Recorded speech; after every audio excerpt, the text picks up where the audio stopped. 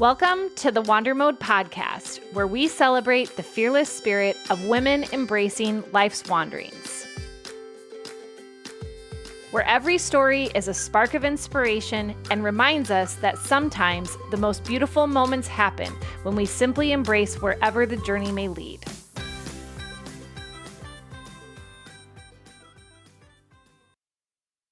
Welcome to an episode that promises to be as refreshing as a farm fresh egg on a Sunday morning.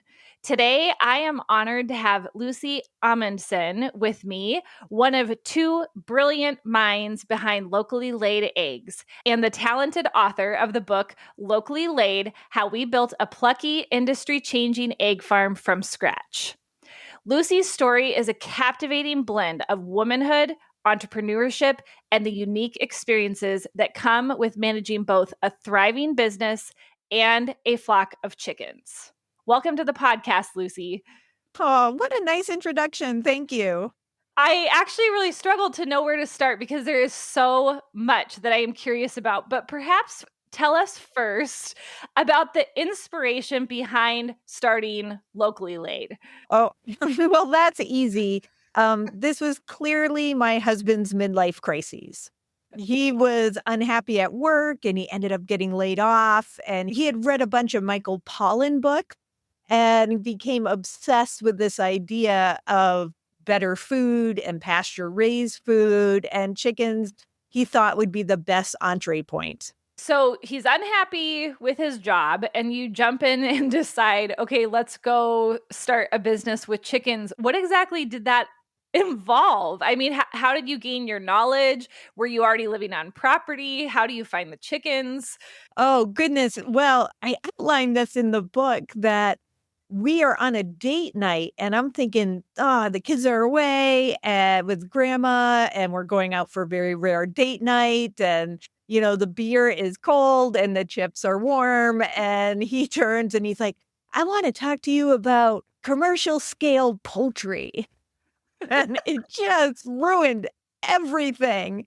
And I was crying and he slept on the couch and, Oh, no.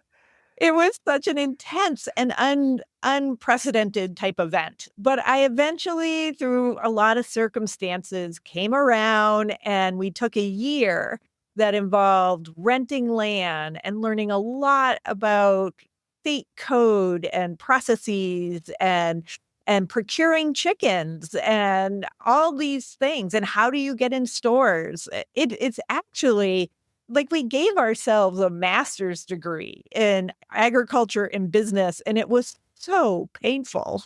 I can only imagine, as I'm also new in my journey of entrepreneurship, like the complications between not only starting your own business, but also having a live animal to care for and like learning an entirely new industry.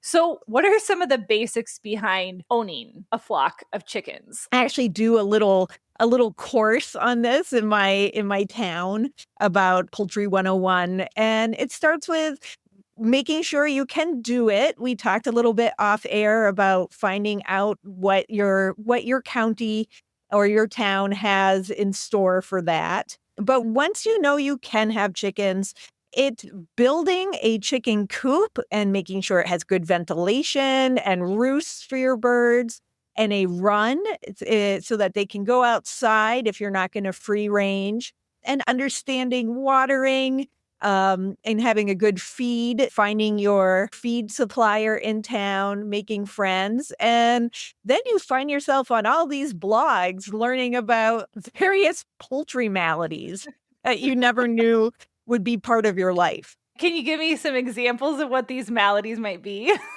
Now I'm kind of known as the chicken lady. And I'll be grocery shopping and someone will just sort of sidle up to me like we have not spoken at all. And they'll be like, so my chicken has this thing on her butt. I'm like, oh yeah, that's called pasty butt. You need to soak her in a warm bath and clean that out. And and maybe Epsom salts. And it's wild, the stuff you walk away knowing. I was just interviewing a gal who runs a local butcher shop on a small kind of Mhm. hobby farm.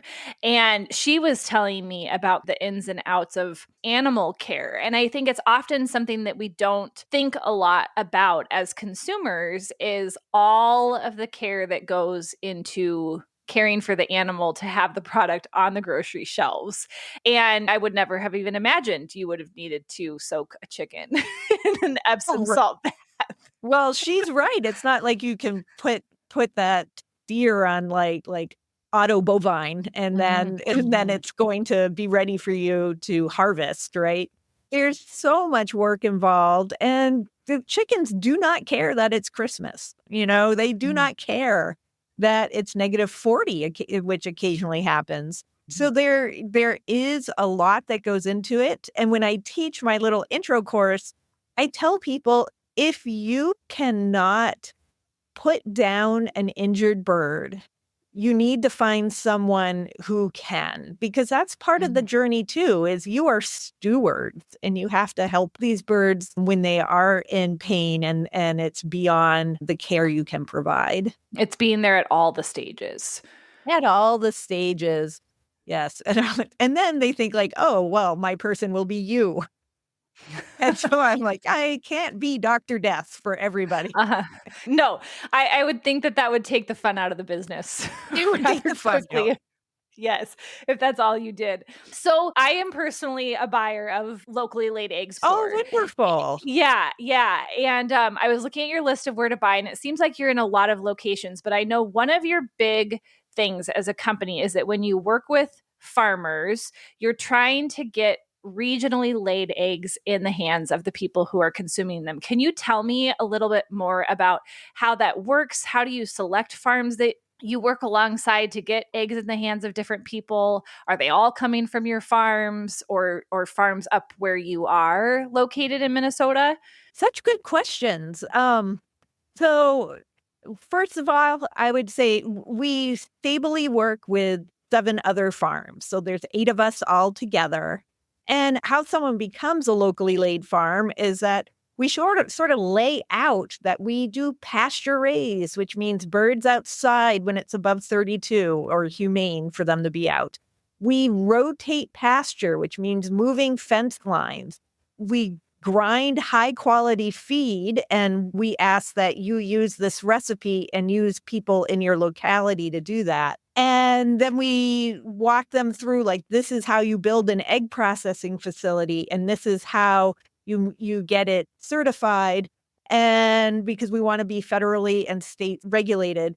And at the end of all that, if they still want to be a farmer with us, then we move forward. But people think they want to, but then, once they really realize, like, this is a lot of hands-on work, people self-select. So they have to determine the processes that they want to take on, because it's similar to what the gal told me too that was a butcher. She said, there's a lot of work that goes into getting different labels like pasture raised or organic or things like that. So is that a process that a lot of farmers avoid partially too because of the cost? Or is it Well, just the work effort behind it? well, we have taken on those costs, locally laid the Mhm. business. Jason is really good at figuring out all that you need to do to jump through the hoops, and we take on the monetary costs. But some folks, if they have been raising commodity eggs for a long time, and that's birds inside or even cage free, which are also birds inside, folks know that. Then it's a big pain to have these big paddocks you set up, and we also hand gather eggs, and that's a lot of work. And it's not that we're against the mechanics behind it, but it's just very difficult to have the kind of barn that can support a mechanical system if you are rotating pasture. I would imagine that is a lot of space. How many acres does your farm sit on? Well, we're really lucky. We have 45 acres that we own, and then there's an additional 40 acres we can rent if we need or want to. But honestly, the egg operation doesn't take all that much. I mean, you're just moving a lot.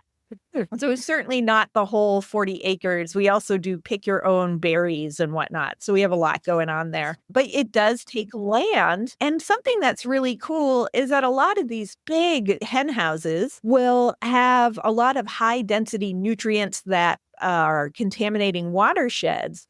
But pasture-raised farms like locally laid, all of that gets reincorporated into the land because, they're outside. They do their business all over the field. And what we muck out of our hen houses, we end up composting and putting on our crops. So it's definitely more of a sustainable farming practice then. It really is. It's really good for watersheds. Mhm. And it doesn't have that high concentration of nutrients, which really poisons well water. It just can't process or filter, I should say. It can't filter what it is Yes. that's coming in the quantity that it's being hit with. Exactly. And you had asked about why it's good to be working with these local farmers. So we're up here in northern Minnesota, and most of our farms are between the Twin Cities and us, which is perfect because we work a lot with the Twin Cities. We have folks up here up into the Iron Range that take our eggs. But what is so magical about working with these smaller farms or mid-sized farms is we give them a lot of autonomy and ask them to please source your feed locally. So then they are buying crops and they are bringing them to a feed grinder. They're getting ground locally. A bunch of our farmers got together and built an egg processing facility, which means that they get to keep all the value added profit from that. And they hire local people to come wash eggs rather than maybe driving 50 miles to go work, say, in Hinckley. And it's kind of magical because then you get this big swirl of economic activity. And one of our farmers had been renting his land for decades. And on the strength of his locally laid contract, he bought his farm. Oh my And God.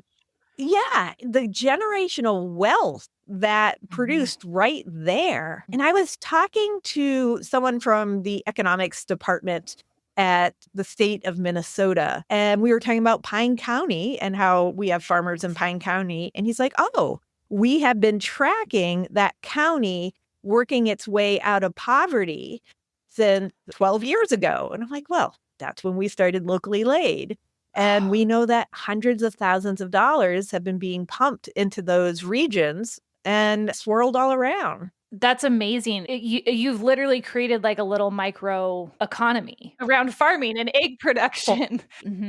Or cool. And it gets me very jazz hands. And I have to remember that when things are stressful and there's more competition than there was 12 years ago. We're always trying to educate people as to why they're investing in this kind of agriculture. What would you say is the difference with your eggs? Because I notice a difference in how they taste. And I guess a values-based system for me is to try to consume as much local product as I can. For somebody who maybe that's not an initial value for them, what would you say does make the egg different? Well, I do just from my heart feel like pasture-raised eggs are a better egg. And I can't say it's a better egg because I don't have tests to prove it. However, USDA does have testing done that show that pasture-raised eggs have less fat and less cholesterol.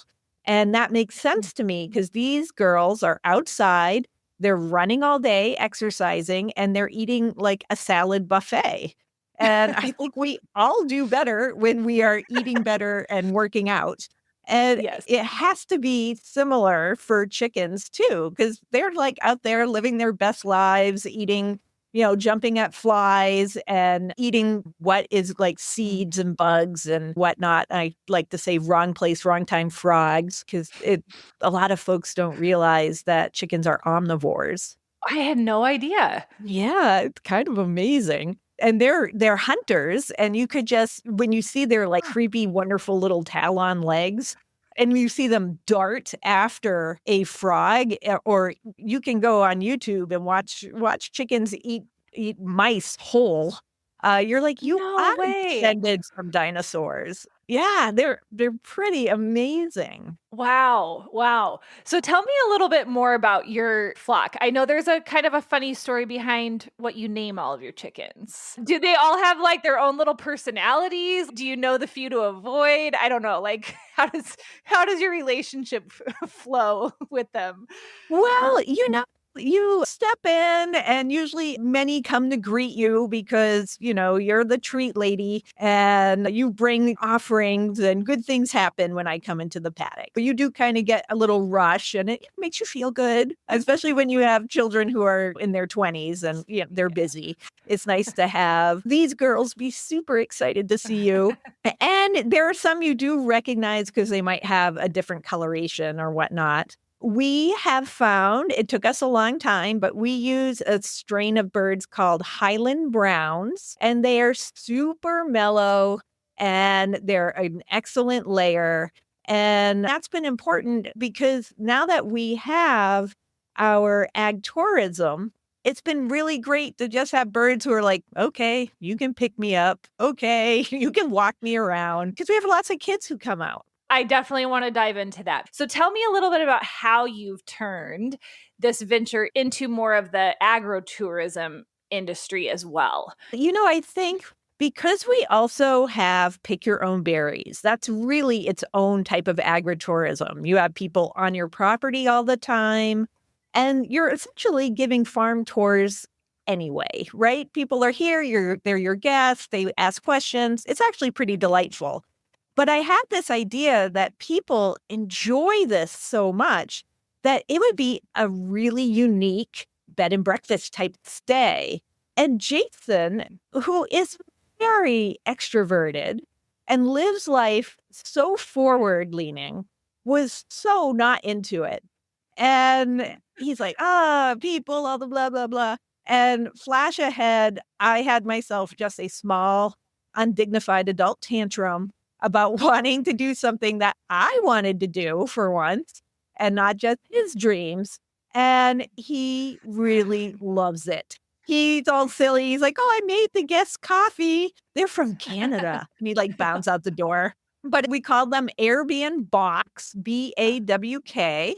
And we sell them as this opportunity to come and be guest farmers with us.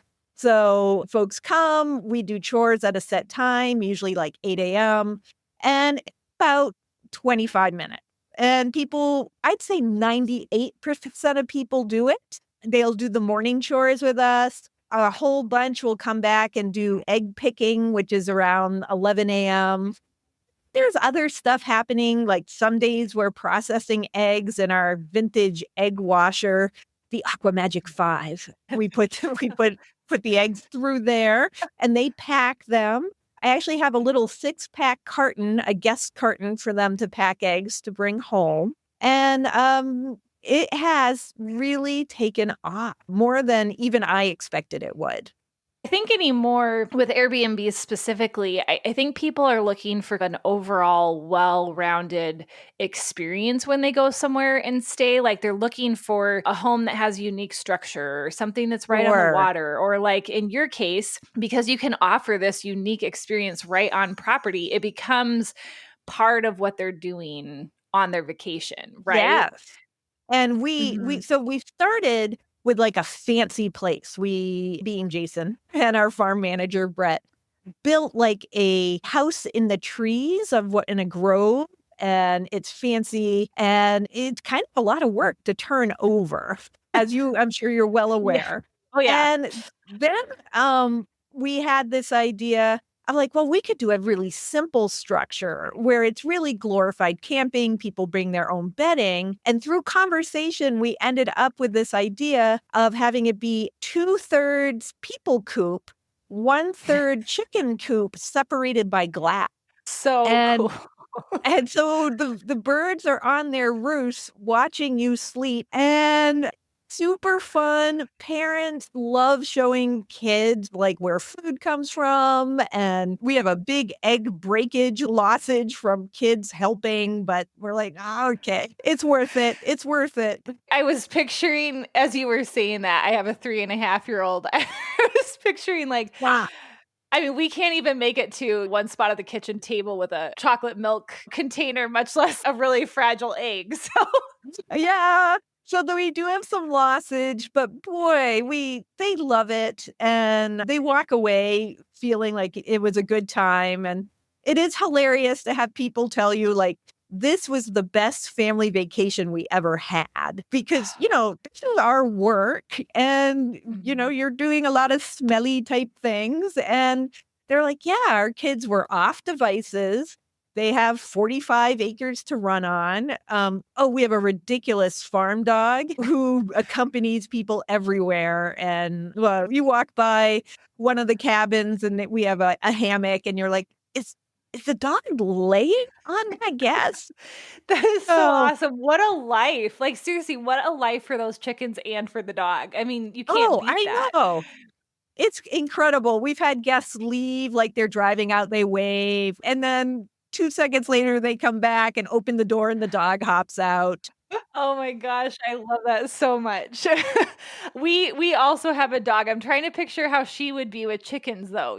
So how does that relationship work? Is your dog just very low key or We introduced him to the pointy end of the chicken when he was really little.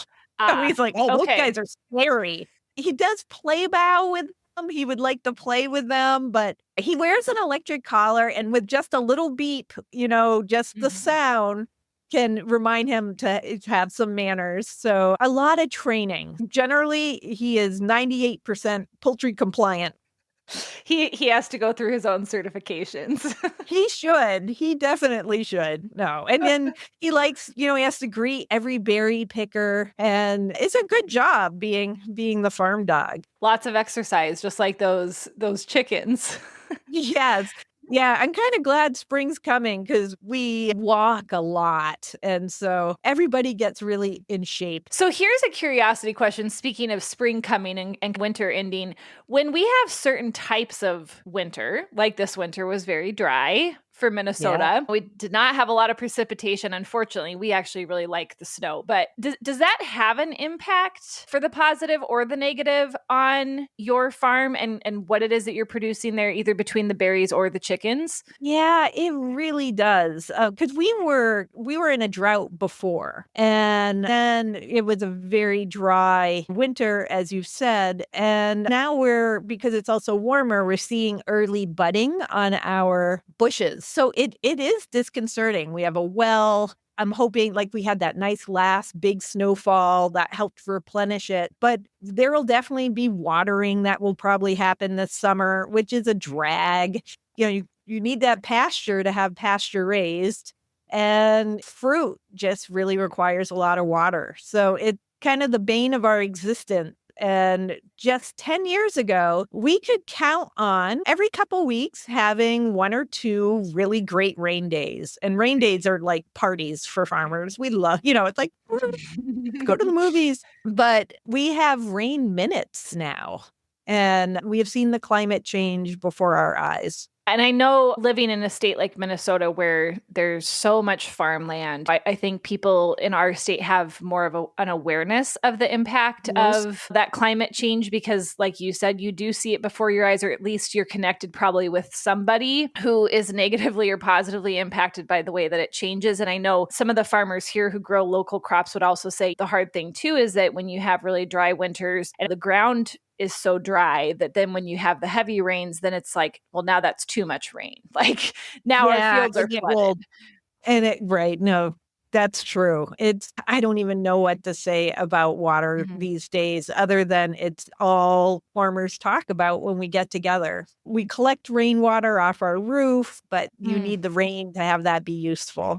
And as you said, it creates a different level of work because now you're having to physically be responsible for watering really large Right. Like spaces and that's your evening now. My spouse and then our farm manager, and then we do have crew in the summer. They're working all day. I work off farm because the reality of life is that we still need benefits and I go do that. And I'm also trained as a writer and in communication. So it makes sense, Mhm. but it would be a luxury for me to stay home and work on the farm in Mhm. some ways. You sound like one busy lady, because I know in addition to which I didn't even know that you were then working an additional job, you also wrote a book. I want to hear about the book, but how do you manage all of that? Is it Oh, just truly busyness or I have to say, like, Jason does some aspects of the farm. I do some aspects.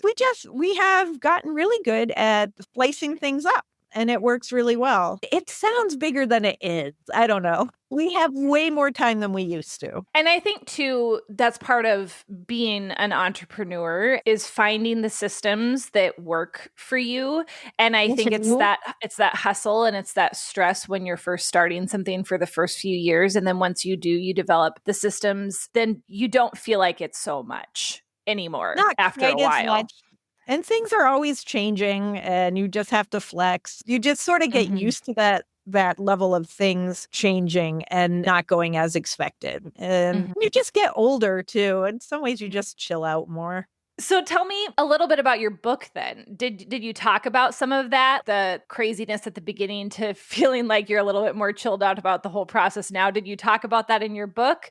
Well, when Jason started the farm, I had already committed to graduate school for a creative nonfiction graduate degree. Because I'd been a writer all my life, but I thought if I had this graduate degree, it would push me into bigger works. And also I could teach. So that would be a nice way to sustain myself as a writer. And I had to write a book length thesis for my Master's of Fine Arts. And I was casting about for topics, but realizing that I had really written this. I had been blogging about starting locally laid, or blogging like on Facebook about locally laid, and putting a lot of emotion in it. And people were coming along on the ride of that. And I realized that if I could have those experiences, probably with like a less caffeinated voice, because I was all in the moment, and it'd be slightly more reflective. And then I wove into it a lot of nonfiction research about agricultural economics and why it's so difficult for mid-sized farms to make it and the sadness in that is that they really can change economies, as we talked about earlier. A lot of it is our pratfall into agriculture. So I'm telling the funny, humiliating stories about starting, but also kind of weaving in the serious stuff at times where it makes sense, when a reader is ready to learn those things, to understand why things are failing. And folks come through the whole journey with us. And it was cathartic to write. I was very, very honest in the book. And I kind of think about that was a little bit of a different time when I wrote that. I think I would maybe not be quite so revealing as I was. Because people would be like, wow, you were really brave. And then I realized, like, oh, I think that's a compliment. What would be an example of something that someone would have said, "Oh, that was really brave to say," like just being pointed about departure from local sourcing, or something specific about like entrepreneurship? I was really candid about how we almost lost our house. And that's very revealing. And Mhm. that we even actually thought about maybe this marriage isn't going to make it Mhm. through this. And I'm writing all of this, and I'm writing about economics. And it's a fun mix. What I found is that people who love memoirs just were like, wow, I really love this memoir. I just didn't need all that chicken data. And people who like poultry are like, wow, you need to get over yourself. More chicken data, please. And you're like, well, if you want a chicken data book, go go pick a different book if you don't want the Yeah, mixture. because I would say I think it's like 85% memoir and like 15% learning and sneaky Mhm. learning. I mean, one of the things that I appreciate about honesty is that I think right now we're living in a time, especially on social media, in which I think Mhm. people gloss over the realities of a lot of things, whether it's starting a business or how long it takes to get your first coaching client, or the realities of starting a chicken farm, or whatever it is that the thing is. I feel like people are out there to make it look easy. And I see that a lot, I guess, because I'm in the coaching space. I just see Sure. so many coaches promoting like, sign with me and you'll have a $10,000 month or whatever. And within the first 3 months of signing with me. And I'm thinking, there's no way. Like that's not how it works. And so I know I personally appreciate the honesty and people who are brave enough to put some of the truths out there, because I think it really does give those who are thinking about entering the space that pause of like, okay, am I truly ready to take on this reality? And if I am, then great. But if I'm not, then this is my opportunity to step back and say, maybe this isn't for me. That makes a lot of sense, for sure. I call my book Farm Contraception, that if you still want to start that farm after you read the book, then you should be a farmer. Mm-hmm. But I've had people like read the book, come stay at our place, ask 100 questions about raising chickens, fully with the idea that they're going to start a farm. And they leave and they're like, no, we're good. And I think that's wonderful. I wish we had more mentors when we started. So I feel like we help people figure out if this is for them. There are so many people out there that can help you and help you understand, like, is this for you? And if you decide it's for you, hey, I'll come along beside you and let's share tips or tricks or different things. And I think that there's definitely value in learning from other people who have gone before us on the journey so that we can avoid some of those big pitfalls. Yes, if I help people avoid a pitfall, I'm very happy because all of our mistakes were very expensive, sometimes quite public, and no one should have to go through that. No, they shouldn't. And I appreciate anybody who is willing to put that transparency out there to save someone else lots of trouble. And hopefully their plans can move forward a little bit faster as a result. What are your future plans for Locally Laid? Do you have additional dreams of what you would love to see it become going forward? I don't see big expansion going on. Like in some ways, we're in a sweet spot because there's an adage about if you're not growing, you're dying. And, if we can just sustain that, and ourselves and our other farmers tend to have other crops and whatnot going on as well on their farm, to just maybe do a good job would be enough for me. To have eggs continue to roll out and have people be happy with them, our berries to continue to do well, and our ag tourism. I think the thing we're thinking about right now is our honeyberries, which is our main crop, which is this berry that is from Siberia. That's kind of like a blueberry. Fell in love with a pack of sweet tarts. It's really an excellent flavor. And I, of course, dream of retiring from my off-farm job. And I would like to do wine. Because the honeyberry wine, we've had some made for us that we just give away to friends. But if I could do it on farm, I could get an on-farm license, and that would be pretty reasonable. That is very cool. I really love that idea. And I've never even heard of a honeyberry. Well, don't feel bad. They're big in Europe. They're big in Canada. We were the first large-scale crop planted anywhere in the U.S. And that's because Jason is Jason. He just finds the thing that is exciting and out of the box and completely impossible to get mentorship on. And it's really great. We sell them locally to businesses. There's honeyberry beer. The distillery makes some honeyberry products. They're high in tannins, so they're good in alcohol, but they're also great for table eating. And I think had like 50,000 pounds last summer. That's amazing. That's amazing. And 90% of them were handpicked by just people like coming out to pick, which is fantastic. Wow, that is incredible. Would you say it has similar nutritional benefits as a blueberry? It's twice the antioxidants as a blueberry and 4 times the cyanids, which is that dark color, and that is what's supposed to be good for brain health. So it's considered a superfood, but I'm a little leery of calling it that because it does sound so trendy. My son says that we should be like making supplements, but I'm like, I don't feel like a supplement gal. We'll stick with the wine and the THC. And that is amazing. One of the things that I loved about what you said is that you don't necessarily want to see a lot of growth. When my husband and I had a conversation last year about both of us exiting our jobs to then focus on our side hustle for the first time in 10 years, one of the exercises we actually did was to sit down and say, what do we need to earn in order to live the life that we want to live? And anything outside of that, it starts to take more effort and more money, which then takes away from your time, which then takes away from your ability to vacation or spend time with our kid or whatever. We have a very similar philosophy. And I don't hear many people say that. And I wanted to say I appreciate that you're saying that Oh, too, because I think there's value in, obviously, in growing if that's what somebody wanted. If that is your goal, then awesome. But I know for us, it's growing the business to a point at which we can sustain and live the life that we want to live. Because outside of that, then again, it takes resources and you have to kind of know what you're willing to give to it. I don't usually, when I do say that to people, there's usually an awkward pause.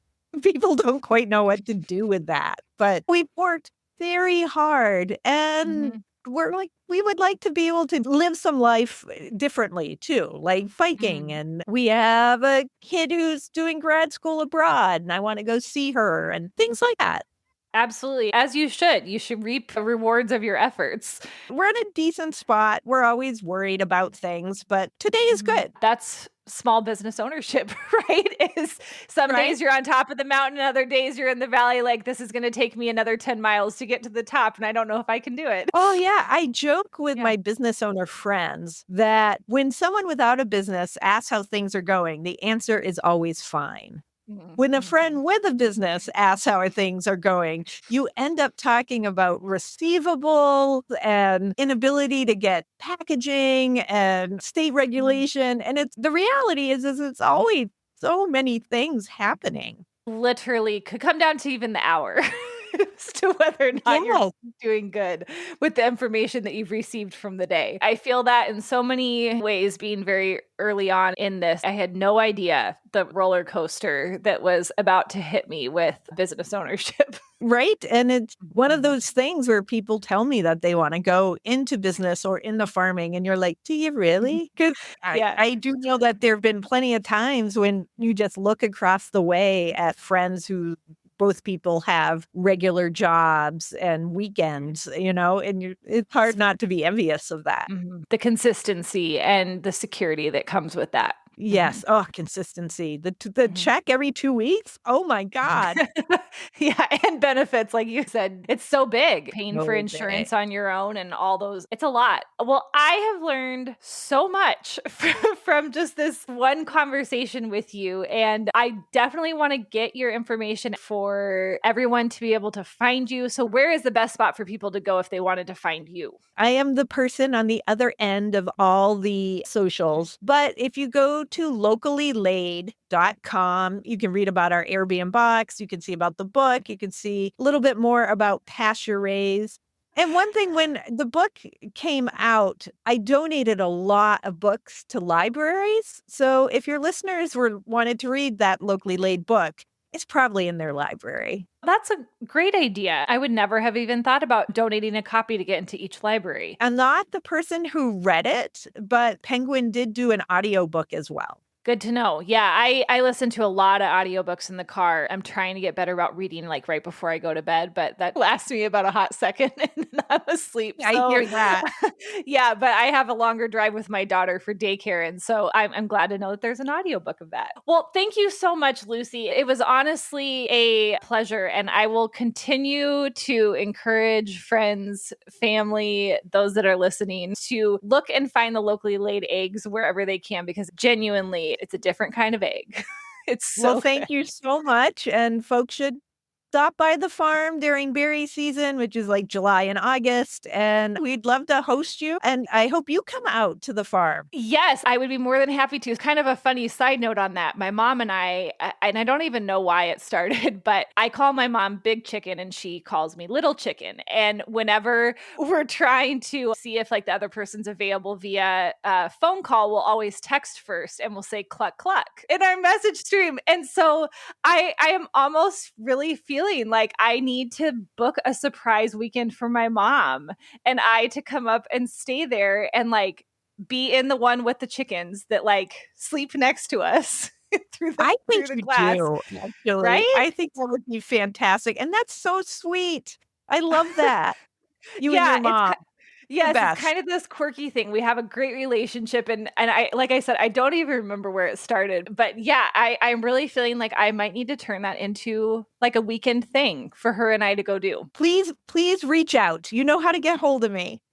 Will do. Will do. Thank you so much. Thanks for wandering with me today. If you were inspired by this episode and think it would ignite a spark in a friend, don't hesitate to share. And if you're craving more from the Wander Mode community, hop on over to Instagram at WanderModeCo.